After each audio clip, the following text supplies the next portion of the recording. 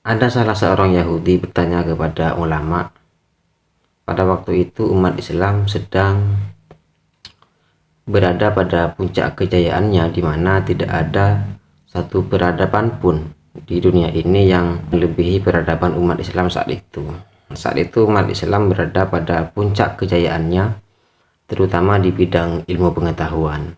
Pertanyaan ini kalau tidak salah terjadi pada masa Khalifah Al-Ma'mun, kalau itu tidak salah. Salah seorang Yahudi bertanya kepada ulama begini, "Wahai ulama, kata Nabi Muhammad itu bersabda bahwa dunia ini adalah penjara bagi orang-orang Islam. Lalu kenapa orang Islam saat ini berjaya sementara non-muslim itu tidak berjaya?" Pertanyaan ini sangat relevan mengingat kondisi umat Islam saat itu berada pada puncak kejayaannya, di mana umat Islam saat itu sedang menjadi pusat peradaban dunia pada saat itu. Lalu ulama itu menjawab begini, dunia yang dianggap penjara saja sudah enak, apalagi surga nanti. Saya ingin perspektif ulama yang semacam ini dijadikan sebagai jiwa, dijadikan sebagai cara berpikir, dijadikan sebagai paradigma berpikir oleh umat Islam saat ini.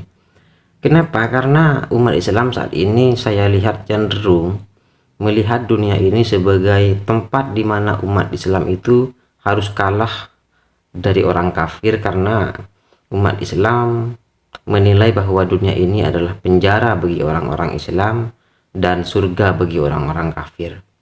Akhirnya apa? Akhirnya umat Islam berada pada posisi di mana dia harus kalah terhadap orang kafir.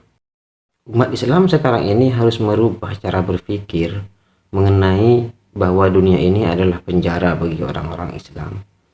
Maksud saya begini, dunia ini dianggap sebagai penjara karena keindahan dunia ini dibandingkan dengan surga tidak ada apa-apanya.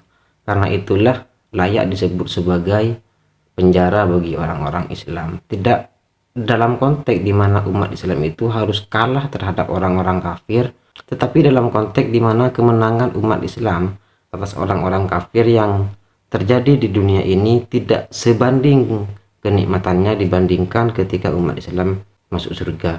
Itu yang seharusnya paradigma semacam ini yang seharusnya berkembang di masyarakat Islam, supaya umat Islam tidak cenderung pasif untuk berjuang melawan peradaban barat yang selama ini sudah menjadi kiblat peradaban dunia.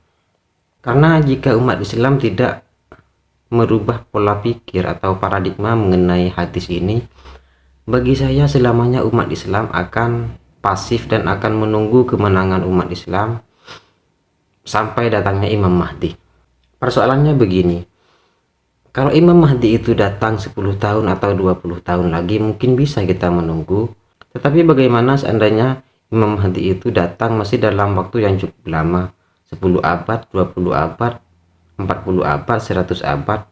Apakah selama itu umat Islam harus kalah terhadap peradaban barat? Tidak ada sejarahnya di mana kebenaran itu harus kalah terhadap kebatilan. Tidak ada. Agama Islam tidaklah pernah menggambarkan penganutnya sebagai satu kelompok yang harus kalah terhadap orang-orang kafir. Itu tidak pernah. Bahkan Islam itu adalah ya'lu wa la yu'la alaihi, artinya buktikan bahwa orang Islam itu bisa membangun peradaban yang peradaban itu lebih maju daripada peradaban barat. Sayangnya orang-orang Islam saat ini menggambarkan orang Islam sebagai kelompok yang harus kalah karena dunia ini adalah penjara bagi orang-orang Islam. Akhirnya umat Islam cenderung pasif di dalam membangun sebuah peradaban karena paradigma yang dipakai adalah paradigma di mana umat Islam itu harus kalah.